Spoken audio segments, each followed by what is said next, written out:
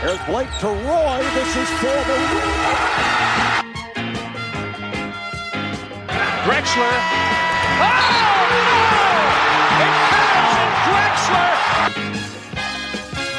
The Portland Trailblazers select Damian Lillard. It's Lillard. He got the shot off. Lillard, good! And the Blazers win the series for the first time in 14 years. Bonjour à tous, très heureux de vous retrouver pour un nouvel épisode du Ripcast, votre podcast dédié à la franchise NBA des Portland Trail Blazers. Et aujourd'hui, on va profiter de la pause du All-Star Break pour évaluer les matchs des Blazers sans leur lieutenant, CJ McCollum, et on va essayer d'en tirer quelques enseignements pour le futur.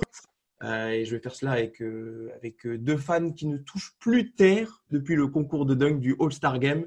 Le premier, vous l'avez certainement deviné, c'est un habitué du podcast. Il s'agit d'Adrien. Comment vas-tu ?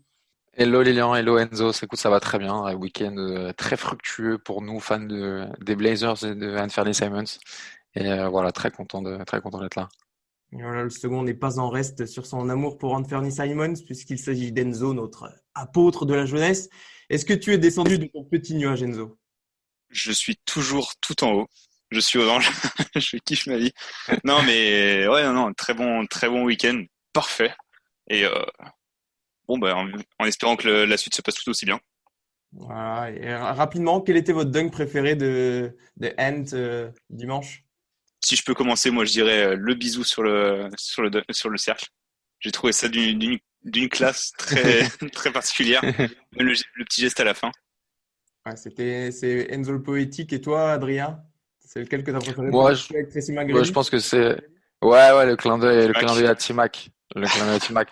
Pour ceux qui savent pas, Anthony, il a grandi à Orlando et T-Mac jouait à Orlando, donc ses parents étaient fans du joueur et donc le bel hommage au dunk concours des années 2000, je crois. Ouais, très beau, très beau. Bon, après, c'était pas non plus le plus grand concours de l'histoire, hein. J'ai vu passer que tout le monde disait pire. Mais ça reste le premier trophée du Diamond Contest de l'histoire des Blazers et c'est Anthony Simons, donc voilà. On pourra pas lui enlever. Voilà, forcément, tous ces éléments réunis font que les fans de Portland sont bien évidemment réjouis de la victoire de Simons. Et il se pourrait bien qu'on parle de lui dans la suite de cet épisode. Mais avant cela, n'oubliez pas, on vous rappelle que vous pouvez vous abonner sur YouTube ainsi que les différentes plateformes de podcast. Et n'hésitez pas également à nous laisser des commentaires et des étoiles sur Apple Podcast si le podcast vous a plu. En attendant, une légère respiration avant d'entamer ce 18e numéro du Ripcast.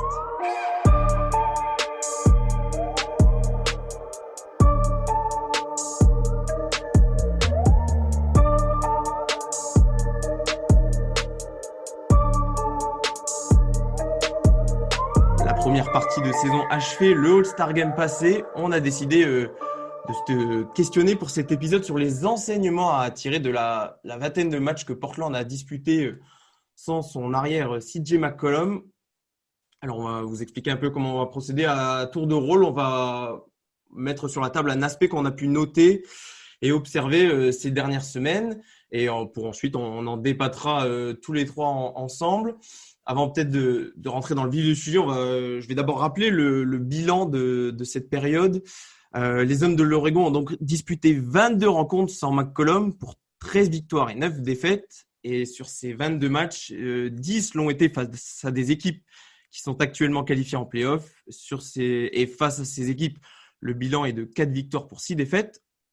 Peut-être avant de rentrer tout de suite dans le vif du sujet, si vous aviez un mot, messieurs, pour qualifier cette période et du coup le bilan comptable des Blazers, lequel utiliseriez-vous, Enzo, pour commencer ? Satisfaisant selon les matchs. C'est-à-dire qu'on a joué des matchs contre des équipes assez bas de tableau au final. On a très peu joué les grosses équipes de l'Est et de l'Ouest, à part Philadelphie où c'était inattendu. Mais non, en soi, on reste 5e. Pour l'instant c'est pas mal, c'est tout juste ce qu'il faut et ouais, heureusement qu'on a assuré les petits coups pour se préparer au gros en attendant CJ et Nurk. Et toi, Adrien, tu es sur la même on va dire le même sentiment, satisfait de ce bilan? Ouais, carrément. On a eu beaucoup de matchs très serrés, mais mais voilà, enfin, on a quand même une première partie de saison assez facile, assez clémente, et c'était important quand même de sécuriser ces matchs-là sans CJ Nourk, comme l'a dit Enzo, avec les matchs compliqués qui nous attendent. Donc ouais, il y a eu beaucoup de matchs qu'on a gagnés avec un money time très chaud, donc et contre des petites équipes, donc voilà, je pense qu'on a fait le boulot. Voilà, on a fait le boulot, et c'est une bonne chose. Eh ben, on va rester avec toi, Adrien. Tu vas nous dire le premier thème que t'as choisi de sortir de cette période, du coup, sans CJ McCollum. Je crois que tu vas parler surtout de jeunesse.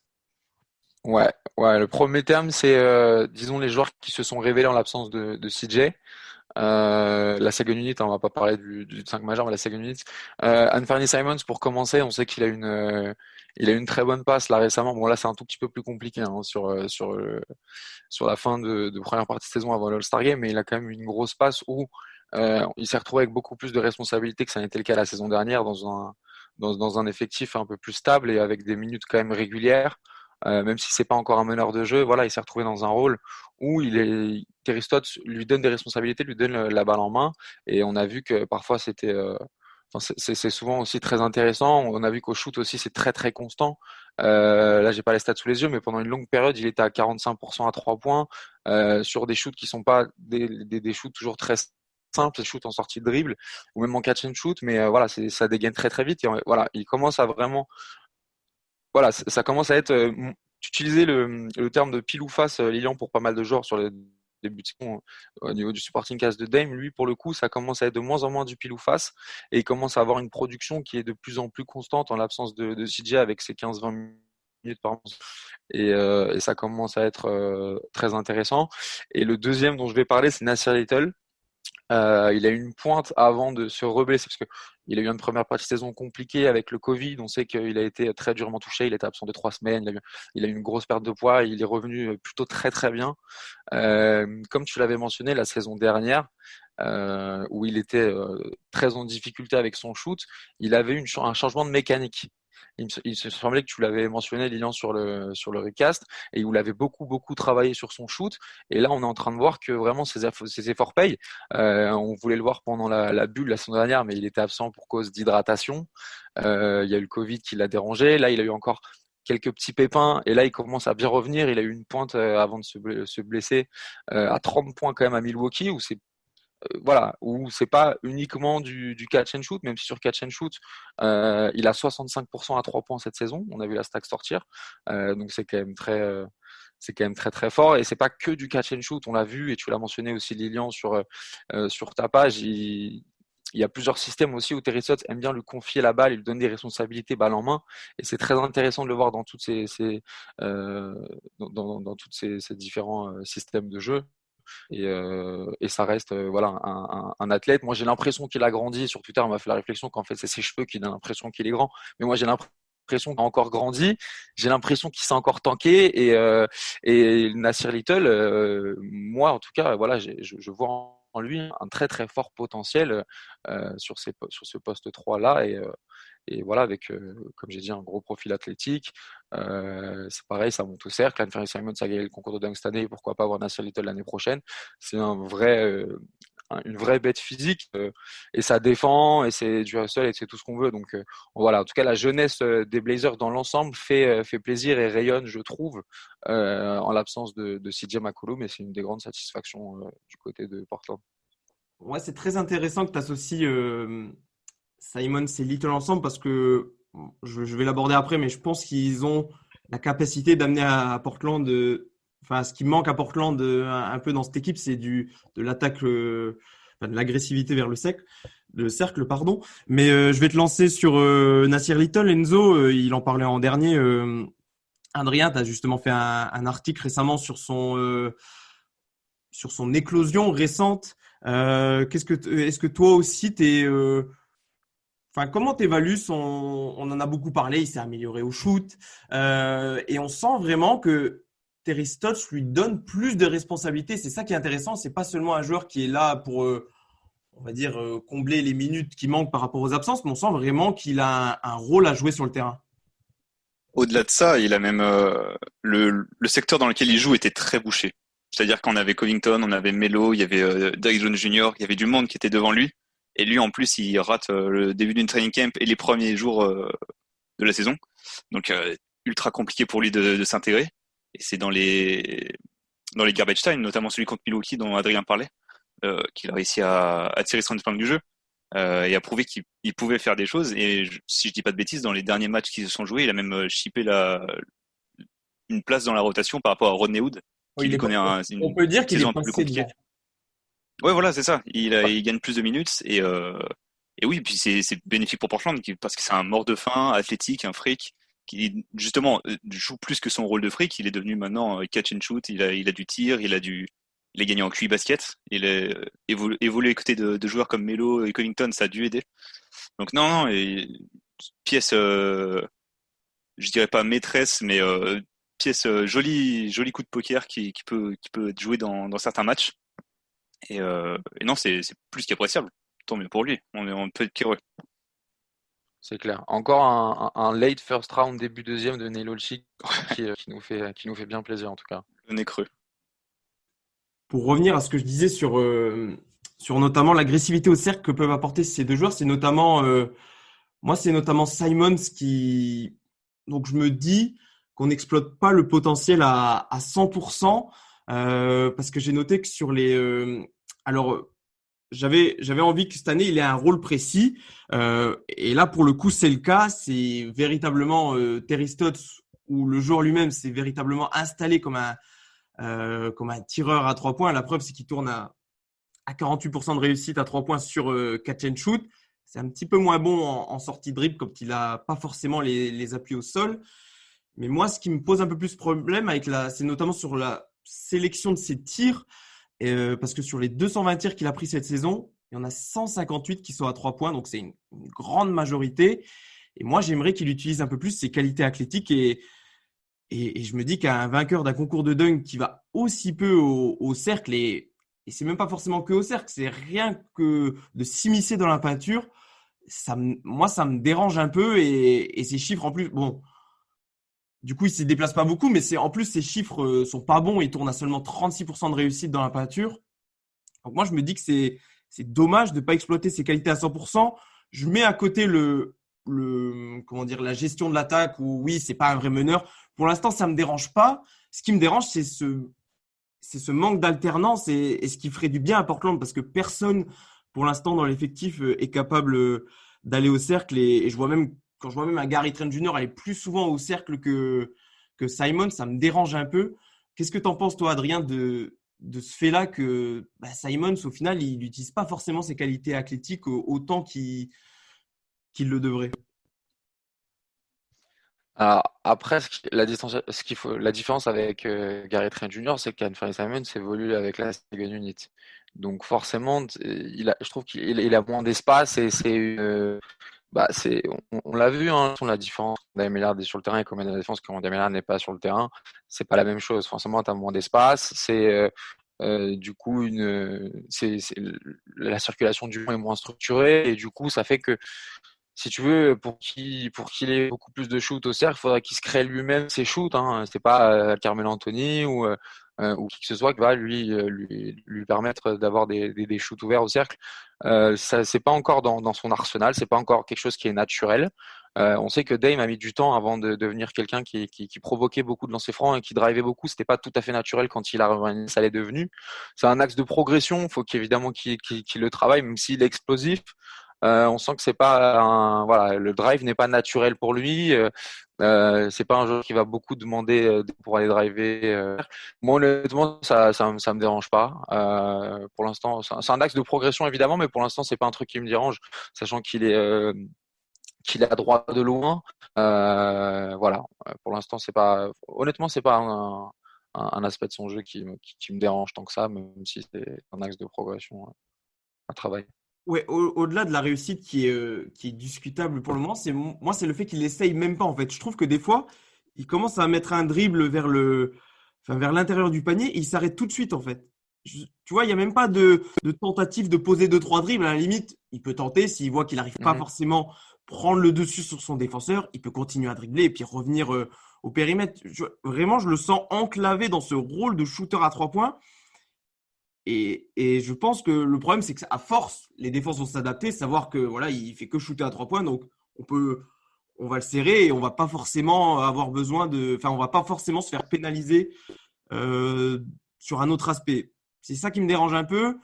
Et en fait, c'est parce que l'an dernier, moi, ce qui m'avait surtout plu chez lui, c'était sa capacité à faire la différence sur du 1 contre 1 et sans aller au cercle, de pouvoir au moins se créer un shoot à mi-distance qui soit un peu plus proche du panier.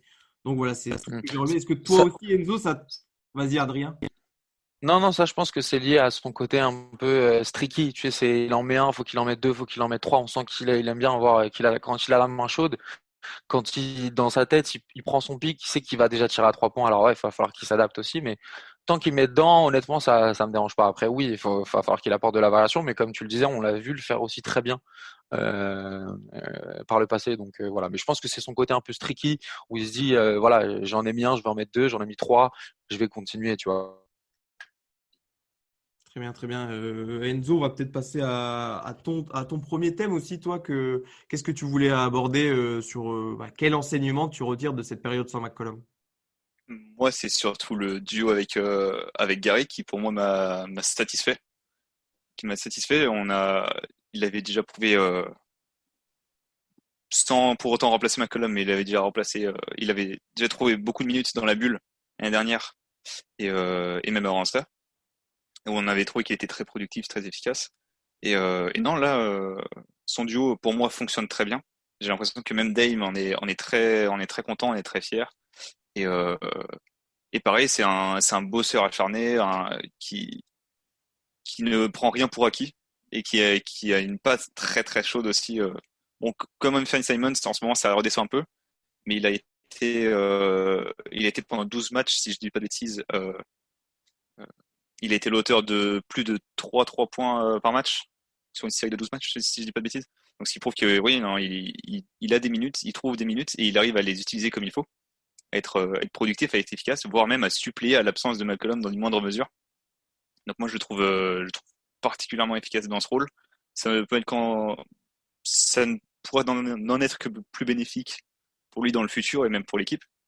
Et est-ce que c'est le fait qu'il attend un nouveau contrat pour cet été ou pas qui le motive?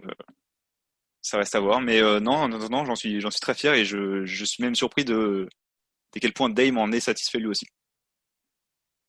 Ouais, pour rebondir sur ce point-là, avant de te donner la parole, Adrien, Gary, là sur cette saison, c'est bon, bien sûr, McCollum a moins joué, donc ça s'en ressent, mais c'est le deuxième joueur de l'équipe qui reçoit le plus de passes de Lillard derrière Kanter, donc on sent qu'il y a vraiment une relation, et comme tu le dis, Lillard fait vraiment confiance à Gary pour prendre la relève au scoring en l'absence de McCollum. Toi aussi, Adrien, on l'a dit, il y a eu une petite baisse de Gary sur ces derniers matchs, mais forcément aussi quand on a un shooter, on a des périodes où ça va un peu moins bien, mais globalement, Gary a vraiment rempli son rôle et même presque un peu plus que cela. Ouais, mais ça m'étonne pas. C'est-à-dire que sur la confiance qui lui donne sur le shoot de Gary, et autant sur la capacité aussi à Gary de créer balle en main. Je trouve qu'il a aussi beaucoup su et en tout cas fait du bien en l'absence à ce niveau-là, parce que souvent voilà, Dame, quand il est un peu sans solution, quand il est un peu, il donne la balle à Gary et Gary est aussi capable de se créer son shoot. Et comme l'a dit Enzo, on avait vu les prémices la saison dernière, surtout dans la bulle, et là on est en train de voir qu'en fait le mec a un arsenal offensif qui est hyper large, quoi. Il est capable de tout faire en attaque. C'est-à-dire que là j'ai les stats sous les yeux. Avant le match contre Sacramento, il est sur les 14 matchs d'avant, il a 19 points de moyenne. Moi, j'avais posté un avec lui où j'avais fait un montage sur la tête d'un facteur, que le mec, il te sert il te ramène le journal tous les jours, en fait. Tu vois, même, l'expression de pile ou face qu'on utilisait en début de saison, que je citais tout à l'heure sur des joueurs comme Rodney Hood ou Melo au début de saison. Bon, Melo, là, ça va beaucoup mieux, mais au début de saison, sur tous ces joueurs-là, tu jetais une pièce et ça tombait sur pile ou face. Soit le joueur, il était bon, soit le joueur. Gary, il est tout le temps bon. il est tout le temps bon et est en train de montrer que tout simplement ça va être un top arrière aujourd'hui en NBA. Il a un gros contrat cette année à signer et il fait énormément de bien. C'est le deuxième meilleur joueur, je pense, derrière Lillard sans trop de problèmes en l'absence de CJ et c'est une franche réussite.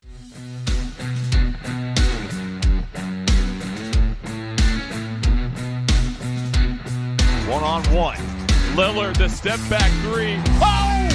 Damian Lillard with the late game magic. Inside the three-point line. Warriors trail by 2. Green pump fakes the three. Goes down the lane. Lillard steps in with his body and draws up the charge, baby.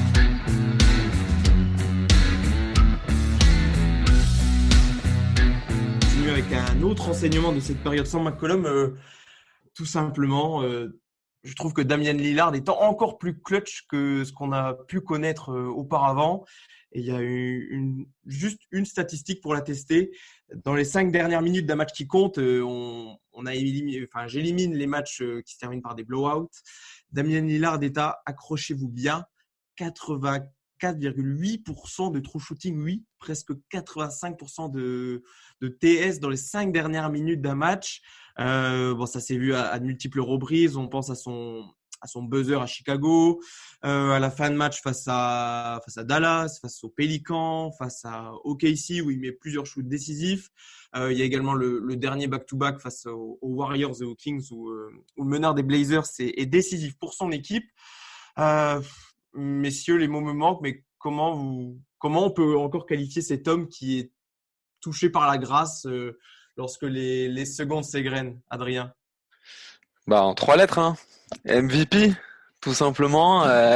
C'est le joueur pour moi après je suis pas tellement objectif, mais voilà, tu l'as dit, 85% de true shooting, ça veut dire que dans les 5 dernières minutes d'un match, il est sur du 60% au shoot, 60% à 3 points et 100% en lancer franc, sur un volume qui est quand même super honnête puisque ça représente 20 matchs et sur ces 20 matchs-là, on est en 15 victoires pour 5 défaites. Donc ça vous classe la clutchitude de Damian Lillard cette saison, c'est juste incroyable. Et en plus, c'est pas toujours contre des équipes, contre des grosses équipes. Et on l'avait dit sur la première partie du podcast qu'on avait un calendrier assez clément et que voilà, c'était important de gagner ces matchs-là. Mais il faut bien se rendre compte que même face à des équipes de bas de tableau, on s'est retrouvé avec des matchs qui étaient tout le temps très serrés. À chaque fois, c'est Damian Lillard qui vient mettre ce coup de poignard pour nous permettre de l'emporter. Donc aujourd'hui, on est en 21 victoires pour 14 défaites. Sans Damian Lillard, on est très probablement en négatif avec un bilan inverse. Donc voilà, il nous porte clairement sur ses épaules en ce début de saison et il est tout naturellement dans la conversation et déjà un candidat très sérieux au titre de MVP. Et ça se rapproche d'un point que tu voulais évoquer, Enzo, c'est le fait que là, bien, on a senti Lillard parfois un peu moins bien sur certains matchs, pas forcément concerné dès les premières minutes, et puis pas forcément, et non plus par rapport à ce qu'on a pu connaître la saison dernière, le coup de chaud qu'il a eu à peu près à cette même période. Bon, même si voilà, la saison du fait de la crise sanitaire commence pas à la même période, mais en janvier et février, il avait eu aussi de l'année dernière une grosse série où il tournait à des 50-60 points sur 5-6 matchs. Mais là, on sent qu'il n'y a pas forcément besoin d'un Lillard toujours à 100% pendant toute la durée du match. Il a juste besoin que son équipe reste dans la rencontre, on va dire, pendant 45 minutes. Et ensuite, lui, il se charge de finir le travail. Je sais pas, est-ce que Lillard, qu'est-ce que tu en as pensé tout simplement de cette période? C'est toi qui évoquais ce sujet. Qu'est-ce que tu en as pensé? Tout simplement que, en soi, on peut aussi remercier l'effectif qui est beaucoup plus deep parce qu'on a moins besoin de lui. Mais oui, en effet, il a plus besoin d'être à 50-60 points comme tu l'avais dit. L'année dernière, on en avait plus que besoin et contre des équipes. Je me souviens du match contre les Warriors où il tape son record de points, si je dis pas de bêtises. Donc non, c'est hyper appréciable et c'est d'une beauté incroyable. Mais non, il est en feu en ce moment. Et puis surtout dans cette période-là, cette saison, on arrive à remarquer un schéma assez particulier. C'est-à-dire dans nos matchs, on arrive toujours à mener au premier quart-temps. Puis au fil du match, l'équipe adverse nous rattrape, quelle que soit notre avance, même si elle est de plus de 20 points. pour finir une bataille à peu près à la fin du quatrième quart. Là où Damien Lillard finalement se chauffe un petit peu et se dit que c'est le moment d'aller chercher les lancers ou d'aller mettre le tir final. Donc non, il est clutch, il est très très bon. Et même quand il n'est pas dans son soir, il arrive juste à faire briller les autres, à faire les bonnes passes, à ne pas trop forcer, non, exactement, la discussion du MVP lui sied comme un gant. Et c'est intéressant, je rebondis sur ce que tu disais, notamment sur le fait que les Blazers mènent souvent dans leur match très tôt avant de s'écrouler par la suite. Et c'est vrai que on relève souvent, ah oui, Portland fait des mauvais retours des vestiaires. Souvent, le troisième quart-temps est pas bon. Et justement, en regardant ça, c'est pas forcément le troisième quart-temps qui est le pire, c'est surtout le deuxième où les Blazers ont un net rating de moins 10,7 et c'est tout simplement le pire de la ligue dans cette période-ci, dans la deuxième période d'un match. Bon, c'est logique parce que c'est celle où Lillard joue le moins. Il joue environ 5 minutes dans cette période. Et c'est là-dessus que je vais te relancer, Adrien. Je trouve que les coéquipiers de Dame ne sont pas forcément bien meilleurs que l'an dernier. Ils sont surtout bons quand Lillard est là sur le parquet pour un peu les driver. Mais dès qu'il sort, par contre, là, on retombe dans les travers de l'an dernier où il y avait vraiment un manque de personnel. Est-ce que toi aussi, tu as ce sentiment-là que Dame, en plus d'être clutch dans les dernières minutes, fait en plus briller les autres? On a parlé de Gary, on a parlé également d'Anferny auquel il a été pas mal associé, Melo également. Est-ce que toi aussi, tu as ce sentiment que vraiment il fait briller les autres cette année? Ouais, totalement, hein, totalement. Comme le disait très justement Enzo, quand il est pas à droit ou quand il est moins chaud, il se mue en passeur et il se met à faire des matchs à 15 assists, 16 assists. C'est une des parties du jeu où il a vraiment progressé, où je trouve il continue de progresser. Et je pense que cette année, on peut faire un clip de 30 minutes où tu montres les passes décisives de Lillard et où c'est des passes magnifiques, notamment sa connexion avec Enes Kanter, où il le fait vraiment briller cette année, ou avec tous les autres. On se retrouve. J'avais sorti une stat il n'y a pas longtemps où sur 100 possessions avec Lillard sur le parquet, on est la meilleure attaque de la ligue. Et sur 100 possessions avec Lillard qui n'est pas sur le parquet, on est la pire attaque de la ligue où on perd 16 points sur 100 possessions. Donc je pense que cette stat, elle parle pour elle-même et elle montre à quel point on est Lillard dépendant en fait. Et en fait, voilà, tout simplement, c'est un problème qu'on avait déjà au début de saison, c'est qu'on n'avait pas de backup. Et on se retrouve avec une seconde unit qui est un peu perdu sans Lillard. En tout cas, ça on le sait. Et heureusement qu'on peut compter sur Melo qui, lui, n'a pas vraiment besoin de Lillard pour scorer. Tu lui donnes la balle, il fait un peu ce qu'il a à faire. Mais c'est vrai que tout le monde brille sur le parquet quand Lillard est là. C'est-à-dire que même des joueurs comme Robert Covington, enfin, on n'a pas encore parlé de Robert Covington, Derrick Jones Jr., tous ces joueurs-là, et Enes Kanter, c'est des joueurs qui brillent véritablement quand Lillard est avec eux sur le parquet. Et, euh, et voilà, pour moi, c'est la définition d'un MVP. Ouais, il a permis tout simplement aux Blazers de survivre dans cette période. Et encore plus, ouais. Et encore plus pendant cette période en l'absence de McCollum, quoi. Ouais, on le disait, le bilan serait certainement pas pareil sans les exploits de Lillard. Et ça, c'est dû à un point. Voilà, on a tiré beaucoup d'aspects positifs de l'absence de McCollum. Il y en a un qu'on aurait pu penser que ça se serait amélioré parce qu'on tense souvent McCollum pour ses problématiques défsives. Hein. Enfin, ce qu'il apporte en attaque, on le retrouve pas forcément en défense et c'est même voilà un ratio négatif. Et on se disait peut-être à juste titre que l'implémentation de Gary dans le 5 allait permettre aux Blazers de peut-être élever le niveau en défense. Et c'est pas forcément ce qui s'est produit. Après, vous allez me dire ce que vous en pensez. Alors là, c'est sur l'ensemble de la saison. Portland, c'est la 28e défense avec 116,4 au defensive rating. Voilà, on l'a dit dans les précédents épisodes, on a tenté des choses, mais on sent que ça tâtonne toujours. Qu'est-ce que vous retenez de cette défense? Qu'est-ce qu'il faudrait vraiment le point qui serait essentiel à améliorer? Il y en a beaucoup, mais qu'est-ce qui serait vraiment le plus important à régler là tout de suite pour cette deuxième partie de saison qui se profile, Enzo? Garder la même intensité tout le long du match pour moi. En tout cas, Tu sens qu'il y a des baisses de régime à certains moments au cours exactement, d'un même match? exactement. Moi, en tout cas, mon ressenti, c'est que tout le long du match, on n'a clairement pas la même énergie. Est-ce que ça dépend des joueurs qui est sur le terrain? J'en ai strictement aucune idée. Mais on sent, par exemple, en fin de game, on est, on est bien meilleur défenseur. Alors, est-ce que c'est parce que Covington ou Dex Jones Jr. se coltine le joueur adverse? J'en ai aucune idée.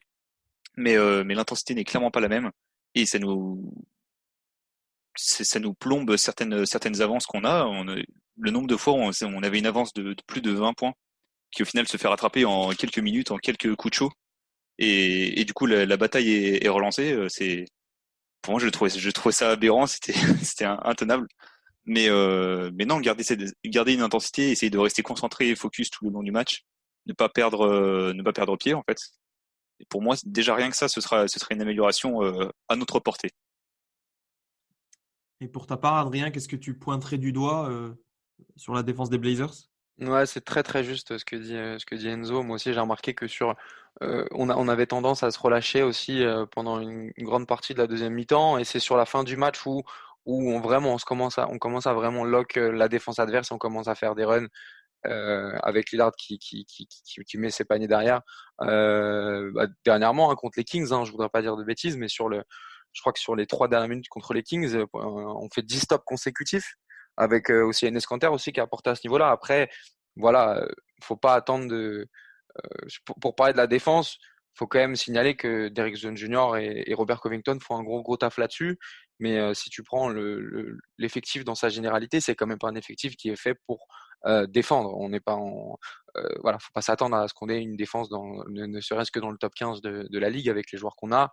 Malheureusement, avec Enes Kanter qui nous apporte énormément sur le rebond offensif et qui, même offensivement, est très intéressant au niveau du scoring, qui est très complémentaire avec Dame. C'est tout sauf un bon défenseur. Voilà, on l'avait dit sur l'épisode avec Flo, Enes Kanter, Hassan Whiteside, défensivement, c'est quand même un peu le même combat. Donc, sur le plafond de cette équipe-là, on sera fixé une fois le retour de Yusuf Nurkic, et on l'espère Zach Collins, on sait pas trop, on sait même pas s'il va rejouer cette saison, mais en tout cas, je pense que le retour de Yusuf Nurkic va vraiment donner un nouveau visage à cette défense-là. Mais en attendant, oui, c'est une histoire d'intensité et de relâchement qui est un peu embêtant.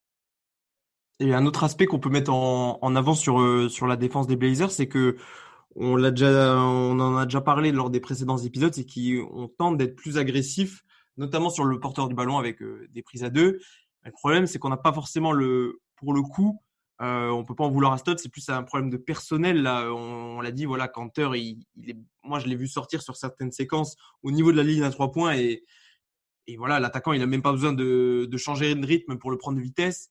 Même des joueurs comme Covington, quand on les emmène au large, c'est quand même un joueur qui est par exemple plus rapide avec ses mains qu'avec ses pieds. Et puis bon, après, on a essayé avec Trent, on a essayé avec Jones Jr., mais là, c'est moins pour des problématiques de vitesse, mais c'est pour d'autres raisons qui ne sont pas forcément capables de garder tout au long d'un match le meilleur défenseur, le meilleur attaquant adverse. Mais il y a un point aussi que mettait en avant Seth Partnow de The Athletic, qui est un ancien analyste de la franchise des Bucks, et qui disait qu'en fait, le problème, c'est que il y a une grosse différence entre les meilleurs défenseurs de Portland, qui sont le trio Trent, Covington, Jones Jr., et le reste de l'équipe, que ce soit sur les qualités athlétiques pour défendre ou même sur le QI défensif. Et en fait, le problème, c'est que dès que ces 3 joueurs-là, ou au moins 2 ne sont pas sur le parquet, en fait, Portland est vraiment une mauvaise équipe en défense. Et c'est ce qui nous fait tort. Et le problème, c'est que voilà, on peut pas forcément les faire jouer tout le temps. Donc, je sais pas, est-ce que ce retour de Nurkic va permettre d'avoir un autre joueur à vocation défensive, va permettre de stabiliser cette défense à un niveau potable, ou il va falloir peut-être trouver quelqu'un à la trade deadline, ou alors il va falloir tout simplement se contenter d'une défense de Portland qui, voilà, on l'a dit, tu l'as mentionné, notamment Adrien, qui va simplement se contenter de faire des coups en fin de match pour essayer de se donner une chance de remporter les matchs. Moi, je fais partie de ceux qui pensent qu'il faut pas attendre le retour de Nurkic parce que comme on l'a dit, et on va en parler après, mais la deuxième partie de calendrier est très très très très compliquée, Et je pense qu'il faut pas qu'on capitalise à 100% sur le retour de Nurkic et qu'il faut qu'on essaye de bouger. Je l'ai dit aussi plusieurs fois sur la page et sur d'autres numéros du Ripcast. Pour moi, il faut qu'on aille chercher un tonton qui est capable de partager les minutes à Enes Kanter.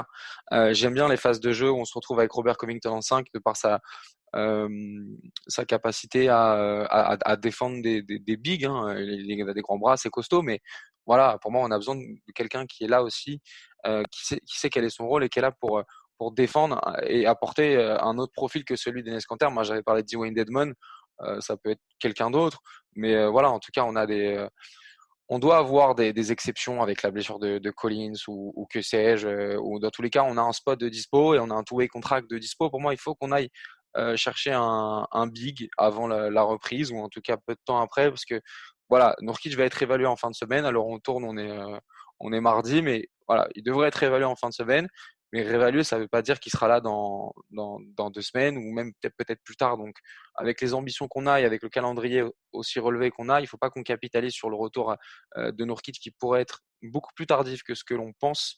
Et il faut qu'on aille pour moi chercher un big qui puisse prendre des minutes à Kanter comme je l'ai dit. Et même s'il ne joue pas, en tout cas, voilà, en tout cas, tenter le truc ça nous offrirait des possibilités et une capacité d'adaptation plus grande pour Terry Stotts, surtout au niveau de la défense. Ouais, c'est vrai que c'est assez. Plus on avance, plus on trouve cette décision étrange de ne prendre personne pour le moment pour moins aider Enes Kanter qui est bien seul de la raquette, surtout avec l'absence d'Harry Giles ces derniers temps. Mais voilà, ouais, en fait, je voulais mettre en avant le fait que si on reste dans cette configuration-là, en fait, il faut que ce soit. Voilà, Enes Kanter, on l'a dit, il sera toujours un mauvais défenseur. Il pourra de temps en temps réaliser quelques plays, mais voilà, il faut s'attendre à ce qu'il se fasse marcher dessus. Mais ce que je voulais mettre en avant, c'est que c'est aussi les extérieurs. On pouvait se dire qu'avec Jones Jr., avec Trent qui a plus de minutes, que ça allait peut-être s'améliorer. Ils allaient pouvoir freiner au moins les premières velléités offensives des adversaires, mais c'est pas forcément le cas. En tout cas, sur cette fin de première partie de saison, on espère que peut-être sur la deuxième qui va débuter, ça sera davantage le cas. Après, moi, honnêtement, excuse-moi de te couper, hein, mais honnêtement, même si d'apparence les stats d'équipe disent le contraire, moi je suis quand même plutôt satisfait du taf je sais pas ce que tu en penses Enzo, mais du taf de Derrick Jones et de Robert Covington que je classerais dans la discussion pour des potentiels All-NBA en défense, tu vois. Moi vraiment je trouve qu'ils font un gros taf et qu'ils masquent. Alors après évidemment sur la défense d'équipe générale c'est compliqué, mais en tout cas pour parler de Rocco et de JJJ individuellement, moi je trouve qu'ils font le taf, tu vois. Bah pour moi, c'est exactement ça. Mais est-ce que ça a à voir avec la blessure de McCollum ou est-ce que ça a tout simplement à voir avec l'habitude de jouer ensemble? Aucun des joueurs ne jouait ensemble. La line-up était toute nouvelle. Covington sortait c'était sa troisième équipe en 2 ans, après les Wolves et les Rockets. Donc, non, pour moi, tout s'est joué sur l'habitude et la manière de jouer avec les autres. Même que ce soit en défense ou même en attaque. Covington avait des mauvais pourcentages à 3 points. Derrick Jones Jr. était un peu timide, etc. Donc non, pour moi, ça a plus à voir avec l'habitude d'équipe. Et pour moi, c'est justement là-dessus que je diffère d'Adrien. J'ai l'impression qu'on devrait plus essayer de rester comme ça, justement. En plus, on a remarqué que Neil Olshey, notamment l'année dernière, est plutôt frileux quand il s'agit de faire un move pour combler une blessure. On se souvient que l'année dernière, on a quasiment dû jouer avec Anthony Tolliver en 5 face à Anthony Davis pour certains matchs. Donc ouais, c'était pas tip top, mais il s'ajuste plus sur d'autres aspects du jeu. Par exemple, j'ai remarqué dans le dernier papier de Jason Quick qu'en ce moment, les cibles qu'il était en train de privilégier sur le marché des buyouts étaient plus du style de George Hill, Wayne Ellington ou Otto Porter Jr. plutôt que sur un big pour les combler. Donc non, pour l'instant, j'ai l'impression qu'on devrait plutôt rester dans cette optique-là et presque de manière fataliste essayer de jouer avec, d'attendre de voir si on arrive à jouer avec, tout simplement. Ouais, c'est intéressant de ce que tu soulignes sur les cibles potentielles à la free agency. Que je ne cautionne pas forcément, hein, attention. Parce que De Wayne la- Ellington, je suis pas contre, je suis complètement contre, pardon. Mais, mais voilà, c'est l'idée. Ouais, puis c'est des profils de défenseurs extérieurs, quoi. Comme c'est aussi une des problématiques, voilà, on l'a souligné, une des problématiques du Portland, de contenir les extérieurs adverses. Enfin bref, on peut englober tout ça, de contenir les équipes adverses à elles toutes seules. Mais on peut, en parlant de défense, forcément, on peut parler de Carmelo Anthony également, qui fait, qui est peut-être, on peut le dire, le deuxième meilleur joueur derrière Dame sur cette période sans McCollum. Ouais, JTJ quand même, on en a parlé. JTJ c'est quand même plus constant, je trouve, que Melo, mais Melo est juste derrière, quoi. Melo connaît une grosse passe en ce Qu'est-ce qu'on a moment. pensé de cette période? Ouais. Vas-y Enzo. Il connaît une grosse passe en ce moment. Je sais pas ce qu'il a eu de spécial, mais ne serait-ce que 2 ou 3 semaines avant, il était beaucoup décrié. Il ne rentrait quasiment aucun de ses shoots et on retombait encore dans sa phase qu'on n'aime pas, où il ne joue qu'en post-up pour deux points qui ne passent pas toujours, où il monopolise la balle et ralentit encore plus le jeu qui est déjà très très statique. Donc non, en ce moment il a une très bonne passe et c'est appréciable autant que ça continue. C'est intéressant que tu mentionnes ça, la difficulté des tirs de Melo. C'est vrai que cette année, encore plus que l'an dernier, voilà, l'an dernier, c'était sa réintégration. Il n'avait pas forcément autant le ballon. Il shootait beaucoup à 3 points. Euh, Ce qu'on avait souligné, et ce qu'on avait plutôt apprécié. Et c'est Antoine Tartrou du podcast Les Échos des Parquets qu'on avait accueilli l'an dernier pour parler de Portland, qui a justement mis ça en avant. C'est que Melo, cette année, c'est la sélection de tir la plus compliquée de toute la ligue, tout simplement. Il s'est basé sur les statistiques de Cleaning the Glass de Ben Falk, où il estime, alors c'est tout un algorithme, mais il estime la qualité de shoot la qualité des shoots de Melo en fonction de voilà, si on prend des post-ups, si c'est à mi-distance, si c'est contesté ou pas, à 46%. Donc, et c'est tout simplement le plus bas. Il est accompagné par Ingram ou encore Terence Ross, qui sont également des croqueurs de ballon. Mais pour l'instant, ça marche bien. Il est dans une période euphorique. Mais est-ce que si ça va moins bien, Adrien, au bout d'un moment, et ça va forcément arriver, est-ce que ça, c'est sa sélection de tir qui, au final, nous rappelle un peu ses glorieuses années au Knicks, est-ce que ça va pas poser un souci aux Blazers? Non, je pense pas. Je pense qu'on avait surtout besoin de cette réussite-là en l'absence de McCollum. Comme tu l'as dit, je regarde, là, je suis en train de regarder sur ces 15. Que quand Steve va revenir, il va retrouver un rôle un peu plus, comment dire, un peu moins prégnant dans l'attaque. Voilà, exactement. Exactement. Je pense qu'une fois le retour de CJ, il va plus se muer en catch and shooter, tu sais, il va moins avoir besoin de prendre le jeu à son compte et de faire énormément de post-up. Je pense qu'une fois le retour de CJ, il va se muer peut-être comme on l'avait vu dans la bulle. Moi, je prends l'exemple de Melo dans la bulle où voilà, il avait quand même beaucoup plus de shoots ouverts où tu avais CJ et Dame qui étaient trappés et du coup Melo se retrouvait du coup à shooter face au cercle plutôt que dos au cercle quand il prend la balle et qu'il se retrouve à faire du post-up. Et là, c'est là où moi je le trouve le plus intéressant pour nous.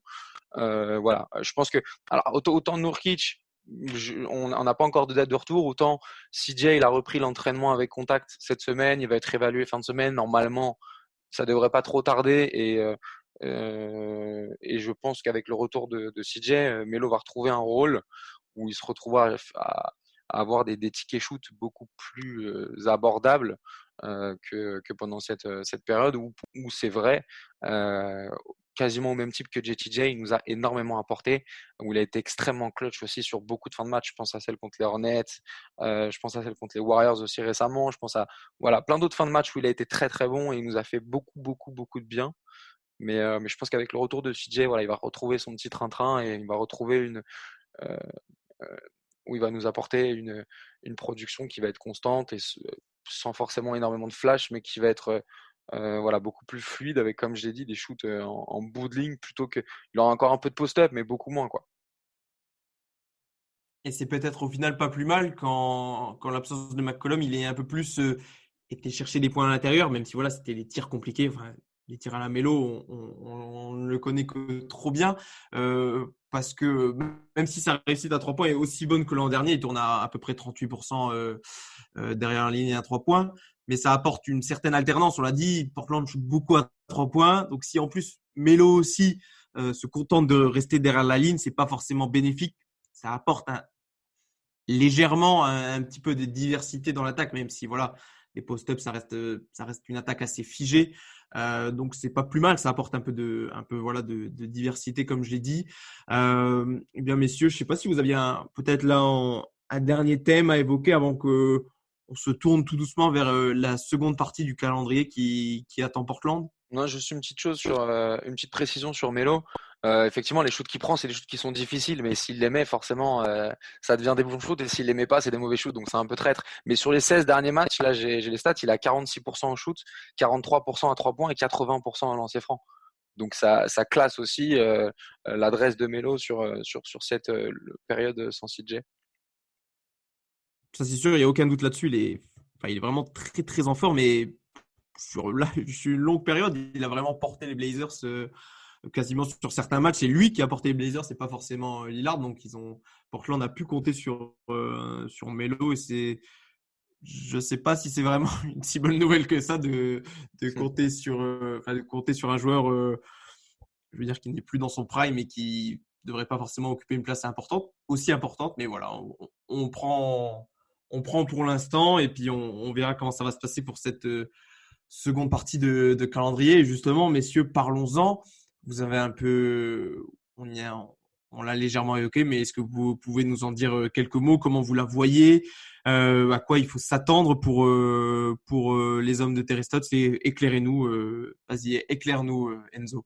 Pour moi, le calendrier va falloir s'accrocher, va falloir croiser les doigts pour que l'unité d'équipe soit plus que présente, et pour que les blessés soient de retour au plus vite. Parce que là, on aborde un calendrier très compliqué. Je ne sais plus, vraiment les chiffres, mais on se classe dans les calendriers les plus compliqués de la NBA. Donc, si on veut espérer au moins, parce que pour moi, mon objectif cette saison, c'est au moins de se qualifier hors du play-in. Donc non, il va falloir s'accrocher, continuer à grappiller les matchs et espérer que tout le monde soit encore dans sa forme. On a vu Lillard au All-Star Game, bon, dans un match qui ne compte pas tellement, mais on l'a vu très très chaud encore une fois. Donc en espérant qu'il reste sur cette lancée, en espérant que Anthony Simons soit encore sous l'euphorie de son dunk contest, et en croisant les doigts pour que chaque match soit gagné un par un. Faut y aller doucement, et chaque match compte en vérité. Maintenant, chaque match compte. Est-ce que Adrien, tu as noté quelques peut-être périodes dans le calendrier qui vont être décisives pour les Blazers? Avec Portland, alors on n'a eu que 2 matchs reportés sur la première partie de saison. C'était 2 matchs de suite face aux Grizzlies, qui avait eu quelques cas contacts, il me semble, à la Covid-19. Du coup, est-ce que là, tu as remarqué, est-ce que je crois qu'il y a notamment on va dire la première partie de cette seconde partie de calendrier qui est importante pour les Blazers pour se lancer, parce que je crois que la fin, notamment du calendrier juste avant les playoffs, sera plutôt corsée. Ouais, enfin là, ça va être en termes de match-up, ça va être la partie la plus favorable. Mais là, on a un match contre les Suns le 12, et ensuite on a 5 matchs en une semaine, quoi. 5 matchs en 7 jours. On enchaîne 2 fois les Wolves avant de jouer les Pelicans. En fait, on joue 2 fois les Wolves, 2 fois les Pelicans, puis les Mavs. Mais c'est 5 matchs en 10 jours, quoi. Et sur la deuxième partie de saison, on a 10 back-to-back. Donc, on est l'équipe qui a le plus de back-to-back en NBA avec 2 autres. Et on a un calendrier que moi, je trouve personnellement hardcore. On joue 2 fois je vais la faire en rapide, hein, je vais y aller vite. 2 fois les Clips, 2 fois les Nuggets, 2 fois les Suns, 2 fois le Jazz, 2 fois les Mavs, 2 fois les Nets, 2 fois les Spurs, 2 fois les Pels, 2 fois les Seas, le Heat, les Wolves.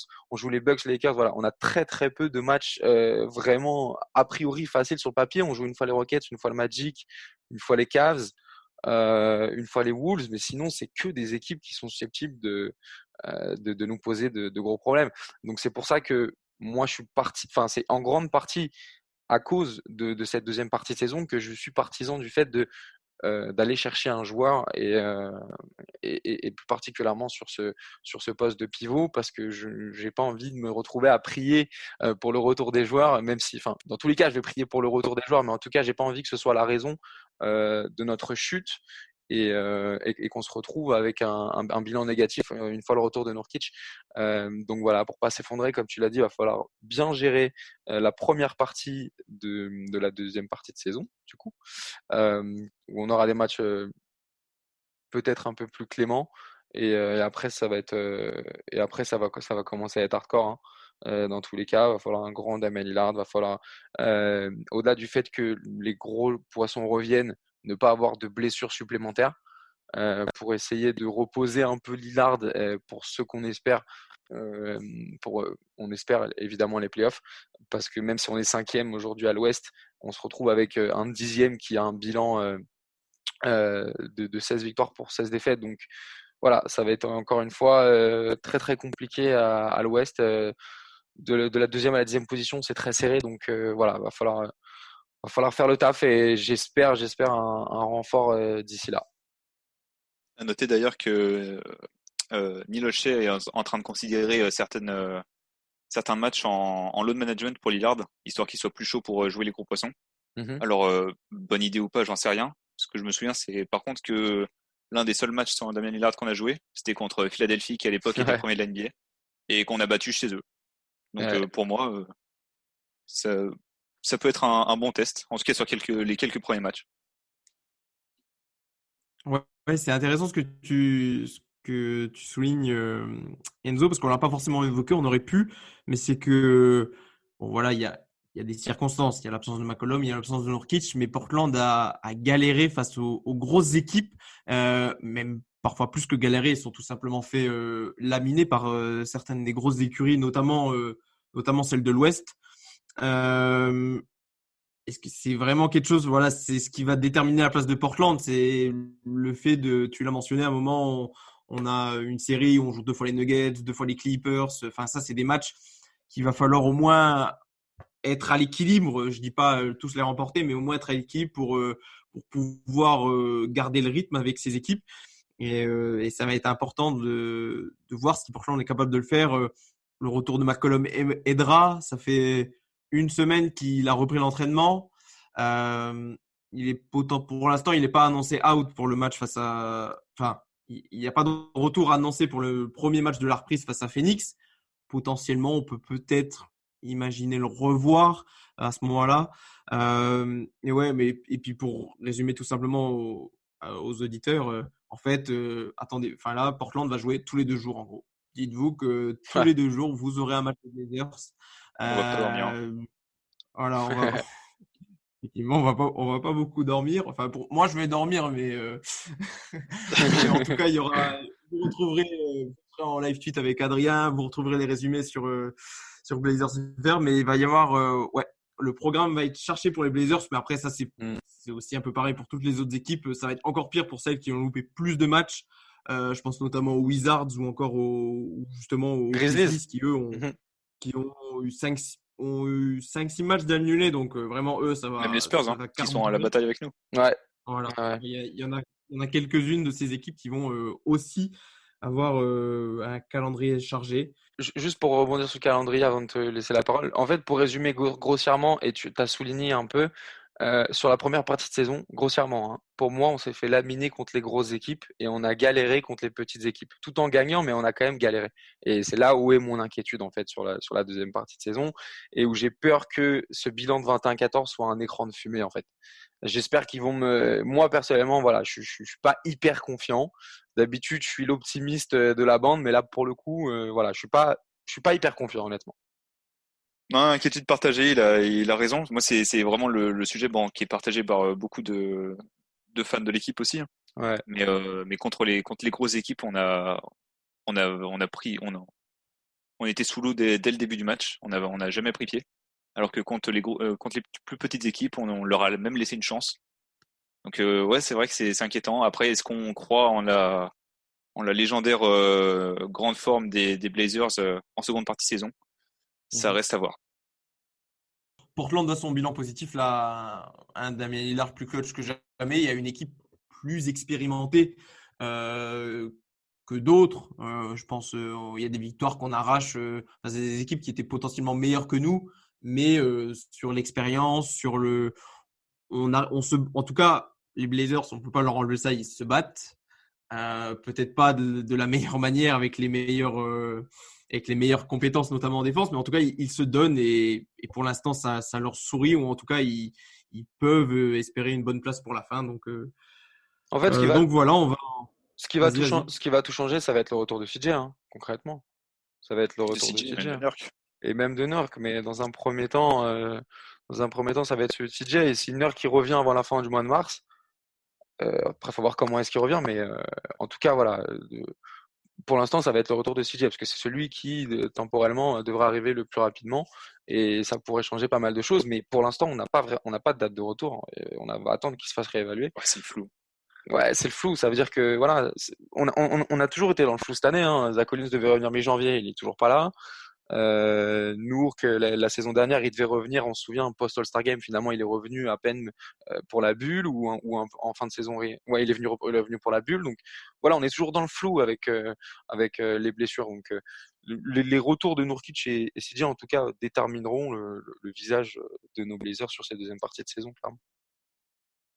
Oui, c'est clair que le retour de CJ va être un révélateur, pas un révélateur complet, mais déjà il faudra que les Blazers figurent mieux dans les gros matchs avec le retour de McCollum. Sinon, ça sera compliqué d'espérer grand-chose en play-off. Et ben, messieurs, c'est sur ces derniers mots qu'on va se quitter. On évaluera, voilà, on espère que le retour de McCollum se fera vite pour évaluer déjà si ça va mieux pour les Blazers avec le retour de leur arrière.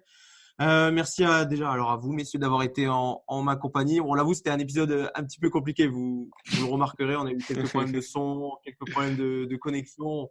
On espère que vous avez quand même passé un bon moment avec nous pour aborder nos Blazers. On vous rappelle, comme d'habitude, de nous suivre sur les plateformes de podcast ainsi que sur YouTube. Et puis, on se dit dans 15 jours pour voir comment se débute cette seconde partie de saison pour Portland et voir si le retour de CJ McCollum sera probant pour nos Blazers. On vous dit à la prochaine. Bye bye. Ciao.